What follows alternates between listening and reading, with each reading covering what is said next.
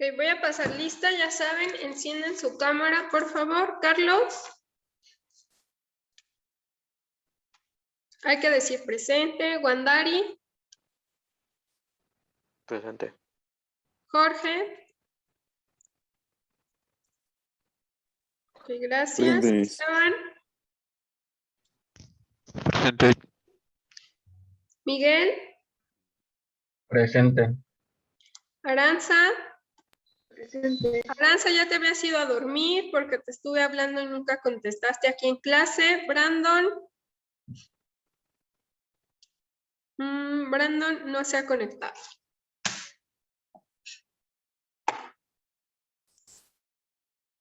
Ok, y veíamos que la diferencia entre artesanal, tradicional e industrializado, pues se basa principalmente en la elaboración y las herramientas que se emplean durante su proceso.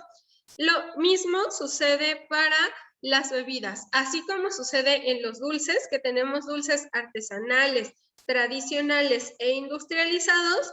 Lo mismo sucede con las bebidas. Tenemos bebidas artesanales, tradicionales e industrializados.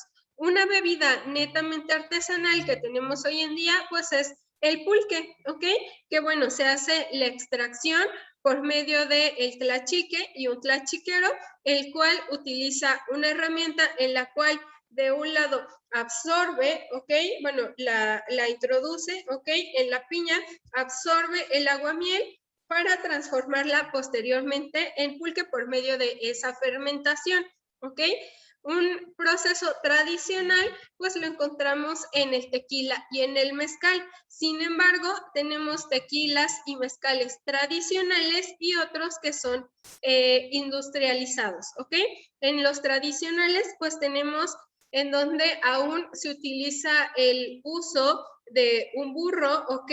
Y una rueda para ir triturando estas piñas. El horneado de las piñas también se realiza en un horno de piedra.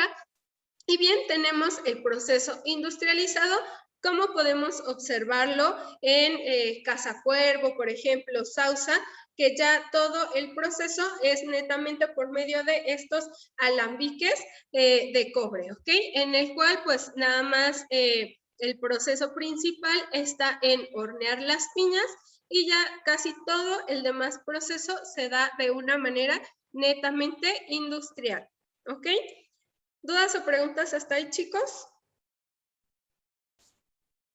¿No? Para finalizar con la parte de la cocina conventual, les voy a poner un video y ya continuamos con la parte de las bebidas, ¿ok?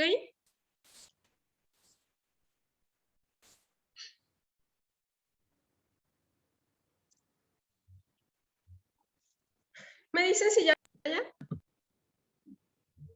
¿Ven la pantalla y escuchan el video, chicos? Respóndanme. Sí, bueno, yo le estaba diciendo que sí, pero no. Ok, gracias. No se escuchaba. No sé. No se escucha, chef. ¿Qué pasa, Miguel? Que no se escucha el ¿No se video. escucha? Ok. Voy a compartir nuevamente.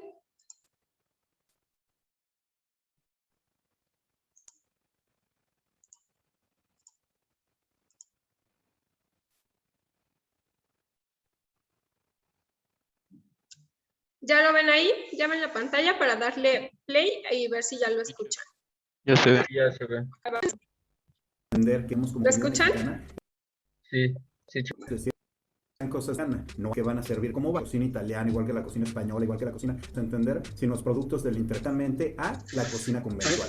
¿Qué es esta cocina conventual? Pues todo lo que sucedió durante vinieron las órdenes, las diferentes órdenes, y empezaron a establecer monasterios y empezaron a establecer conventos, ¿no? Se supone que la diferencia entre un monasterio y un convento tendría que ser la parte y el convento se dedican, ¿no? Y bueno, que si nos situamos precisamente en el siglo XVI, estamos ramas, pero ¿qué es el barroco? El barroco es, digamos, como un movimiento por parte de la Iglesia Católica, bueno, que sabemos que el protestantismo, particularmente tomando mucha fuerza, los alemanes, bueno, la zona que va a ser después después Alemania se van a convertir en la iglesia anglicana, se va a volver protestante y entonces empiezan a perder fuerza, digamos, los católicos. Tenemos que recordar que desde la Edad Media, es decir, desde que cae el Imperio Romano de Occidente, es importante que la iglesia necesita demostrar nuevamente su poder y por eso es que nace el barroco, que se va a difundir toda la idea de todo el poder y todo el dinero que tiene la iglesia católica frente a la protestante y es justo el momento en que llegan todas las órdenes variadísimas que tenemos. Uno tiene que tener en cuenta que a partir de enero de 1400, cuando ya se termina la Reconquista, los reyes católicos, Isabel era la que tenía todo y bueno, ya de ahí a Aragón se va a... Ella era muy creyente, entonces a partir de esto van a tener la consigna de recuperar España de los infieles. Se habla de una convivencia semiarmónica con judíos y con musulmanes, que estuvieron más de casi 800 años los musulmanes en toda la parte de España del Sur y el 700, ya va a haber una relación demasiado tirante. Bueno, entonces... se va a descubrir América, no nos gusta el término, pero bueno, se van a llegar a lo que no conocían, va a llegar como así, ya no me estés molestando, voy a hacer lo que tengas que hacer y a lo mejor hay algo por ahí. Pero bueno, entonces como en todo siempre se ve, los que tienen visión siempre ven ahí como lo que puede ayudar a hacernos crecer y en ese entonces tienen esa consigna. Entonces va a otorgar una bula, un permiso para que todos ahorita los puedan tomar para acá, por el mundo y lleven a esos nuevos, inclusive humanos, porque no conocen la verdadera fe, la fe de Cristo, el conocimiento y a partir de ello algo maravilloso para la corona española porque estaban de no tener casi nada, recuperan España, Portugal. Ya más adelante pues bueno empieza la expansión, llegan a las Antillas, de ahí llegan a Cuba y después van donde estaban un poquito más afianzados, sobre todo en esta parte de lo que es ya México Tenochtitlán, vamos a tener ahí que va a ser Cortés quien solicita a Carlos I que le enviara evangelizadores, sobre todo franciscanos. Y con eso van a llegar muchísimos. Los primeros que llegan son los franciscanos, van a llegar 3, Juan de Tecto, va a llegar también Juan de Ayaco y van a llegar a Veracruz y de ahí van a ir hacia Tenochtitlán, pero los van a remitir hacia Texcoco y ahí se va a fundar de los primeros conventos que existen, 1524 más o menos, 33, los jesuitas en 1572, carmelitas descalzos en 1585 y a partir de ahí, tanto las órdenes, conventos que se van a empezar a formar tanto en lo que es la Ciudad de México como en centros importantes como Cholula y la parte de Puebla, que tenía una importancia muy grande para los pueblos de ahí, ¿no? Y establecer más bien sobre donde estaban los vestigios de ahí, de toda la adoración a los antiguos dioses, pues a la adoración al Dios único, ¿no? Y ahí, que en realidad sí, por alguna razón pensamos que fue como, les preguntaron cómo cocinar. En realidad una de las cosas, ¿no? Entonces, ¿qué es? Tener sus comidas, ¿no? Cuando nos vamos a establecer por un periodo prolongado, tratamos de revivir lo que tenemos en casa a partir de la comida. Y eso empieza a suceder en los conventos. Habría que pensar que los conventos eran ya momentos, sino que en España desde la Edad Media y un poco desde la antigüedad ya teníamos conventos y entonces lo que viene sucediendo en los muy importante son los que se van a establecer. Una de las primeras amalgamas que vamos a tener es que las esclavas que están cocinando, y habría que decirlo con su nombre, eran esclavas, ¿no? Las personas de los pueblos originales que estaban en la cocina, que ayudaban a las monjas, sí, porque sí es cierto, las monjas cocinaban, pero también tenían ellas mismas su servidumbre, ¿no? Y esa servidumbre eran generalmente de mezcla. Y una de las primeras mezclas que se va a dar es precisamente lo que vamos a conocer después como garnachas, ¿no? Es decir, esta onda de la fritura, por ejemplo, con el maíz y en donde se van a incorporar salsas y mulli, ¿no? El mulli, que lo hemos dicho en repetidas ocasiones, tiene sus orígenes en la parte prehispánica porque se hacían muchos tipos de salsas. Recuerden que mole, hay muchísimos moles, hay N cantidad de moles en México, entonces habría que pensar mucho que se da con las cosas importantes, son muy importantes para Europa en ese momento. Esas son las de musulmana, también vamos a tener la presencia. Todo esto, a lo largo que al final ahora es parte súper importante de la representación mexicana, ¿no?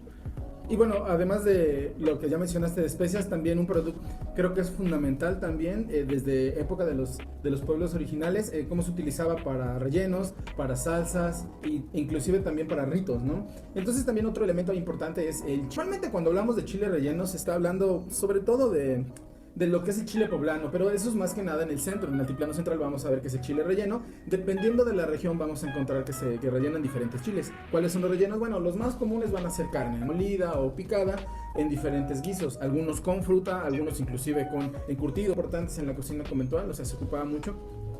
Además también de, queso, todo un poquito más adentrada la colonia, pues ya se va a utilizar muchísimo lo que es el campeado, ¿no? Era la técnica, la forma de cubrir que pareciera como que si fuera dorado, ¿no? Como todos los retablos de esas iglesias maravillosas que tienen todo cubierto de oro, va a ser esa representación. Jitomate, casi todos los chiles van a ser acompañados en un caldillo jitomate, puestos con un caldillo jitomate, y normalmente el acompañamiento más tradicional va a ser arroz, ya sea blanco o rojo, y a veces frijoles. Entonces, por ejemplo, también más hacia lo mismo que hacia Oaxaca, pues los chiles de agua y el chile mije, también es un chile que se ocupa. Bueno, bueno, aquí en Jalapa, normalmente cuando hablamos de chiles rellenos, inmediatamente nos vamos a remitir a lo que es el chile jalapeño, el chile cuaresmeño, el picadillo de queso, y además también puede ser el chipotle, ¿no? El seco, que también va a ir capeado, y lo mismo. Normalmente, si no se acompañaba en carnes y así servido, ya sea igual con arroz como acompañamiento o solo, ¿no? Como un antojo. Además es el centro, casi siempre va a ser un chile relleno poblano. Y bueno, hablamos la otra vez también de los chiles en nogada, que son como la representación, así es como el pináculo es el non plus ultra de los chiles rellenos, precisamente porque es el resultado de todo ese mestizaje del que estás hablando, la adición de todos esos ingredientes que son muchísimos, uso de la nogada, ¿no? Y bueno, no nada más hablamos de chiles, no nada más hablamos de moles, otras cosas son muy tradicionales de bebidas, y tal vez me gustaría, antes de las bebidas, podríamos hablar de las conservas, porque justamente ahorita mencionamos que no hay refrigeración. De repente se nos olvida esta parte, ¿no? Que la onda de la refrigeración es algo que está a la vuelta de la esquina. En realidad se inventa hasta el siglo XX, al menos la refrigeración comercial como tal. Y entonces lo que sucede es que hay que conservar las cosas, ¿no? Esto fue desde la época de la prehistoria hasta la parte conventual, ¿no? Hasta antes de la revolución industrial. Y entonces por eso toda la parte de, digamos, como lo que tenga vinagre, como lo que esté conservado en aceite, lo que conocemos como escabeches, como las partes en donde se conservan con azúcar, ¿no? Y es lo que me va a llevar ahorita a las bebidas. Todo esto que se va haciendo es súper importante por el asunto de conservar las cosas, ¿no? Y entonces, para poder conservar las cosas, va a pasar algo muy importante en las bebidas. Tal vez la bebida conventual más importante. Muchas bebidas, ¿por qué? Porque los monjes también se dedicaban a fabricar bebidas a partir de hierbas, ¿no? Que van a ser curativas, ¿no? Y por eso es que tenemos precisamente todos los licores de la zona, como los licores de Moris Ocurra. Una de las bebidas, tal vez la más popular, va a ser el rompope. Y hay dos versiones o bueno, más bien hay muchas versiones del rompope. ¿Por qué? Porque se le pueden adicionar yemas de huevo.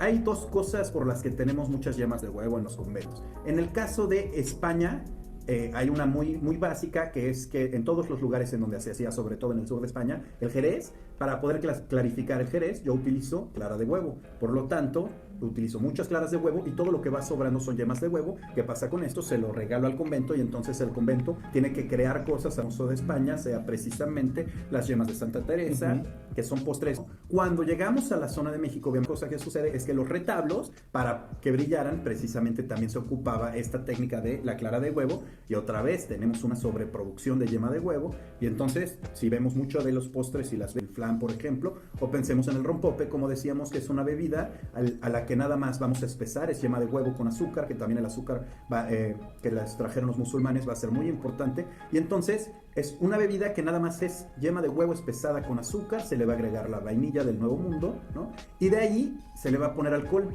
pero el alcohol que podría, porque las monjas no podían consumir alcohol, el alcohol cumple la función precisamente de preservar, de conservar, porque al final, como es yema de huevo, se puede echar a perder muy fácilmente a pesar de que esté cocida, y entonces por eso se le adiciona un poco de caña, y de ahí entonces tenemos lo que conocemos como rompope actualmente. Y aparte del rompope, bueno, ya hablamos de las conservas, hablamos de chiles, hablamos de mole, y vamos a hablar de algo que creo que es lo que más caracteriza a la cocina conventual, lo que es la dulcería.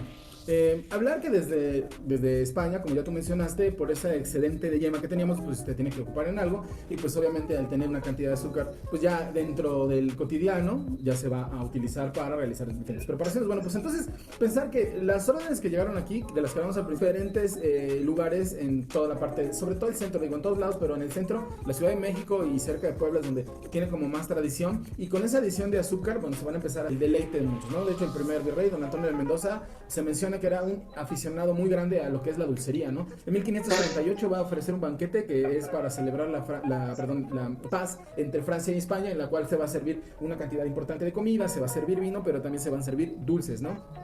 Cuando se aciertan en los conventos las diferentes órdenes, pues van a empezar a crecer, sobre todo pues con estas criollas, muy bien visto que sirvieran a Dios, entonces van a ingresar a las diferentes órdenes y a los diferentes conventos, y dentro de sus actividades, aparte de la oración y aparte de las cuestiones de pues, bordado, de lectura, de pintura y demás, pues también tienen que cocinar, y a partir de ahí pues van a empezar a hacer preparaciones, ¿no? Y hay muchos conventos que son famosos, como el de San Jerónimo, el de San Lorenzo, las monjas clarisas, sí, las de Santa Clara, son muy famosas hasta nuestros días. Llega la fama de esos lugares y la preparación de los dulces que tienen.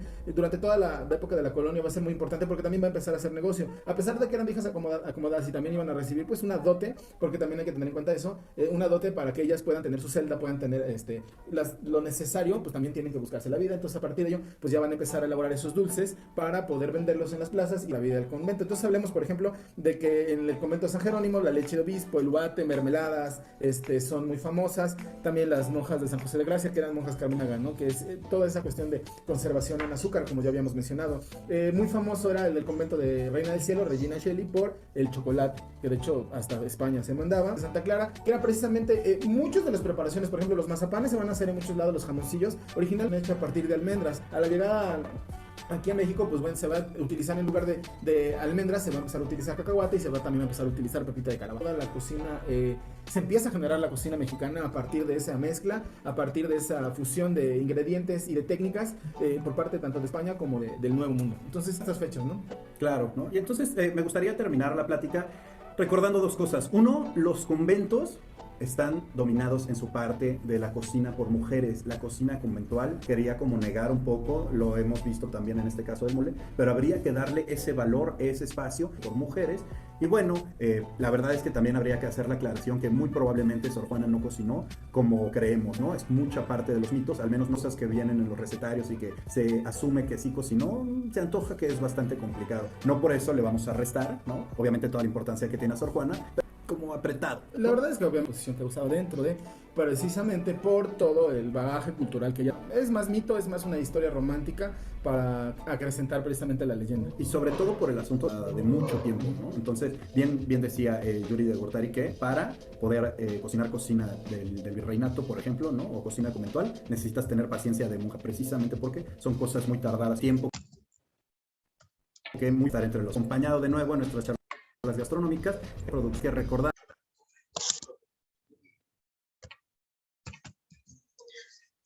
Permítanme porque se trabó un poquito aquí la parte del YouTube. De momento. ¿No? Ok, vale. Pues por hoy sería todo. Nos vemos la siguiente clase. Por favor, recuerden que es evaluación, práctica y examen escrito. Y tienen tarea, ¿ok? 3 puntos de su evaluación parcial. Chef, Si no tienen dudas o preguntas, sí. ¿Escucho? una pregunta. Las presentaciones de hoy, más o menos, como ¿a qué hora las sube? Ya están, Ah, ok. de hecho. Ok, chef. Sí, gracias. De nada. ¿Alguna otra duda o pregunta? Límite de entrega. ¿Qué pasó? Límite de entrega de la tarea. ¿Me puedes escribir porque se te corta?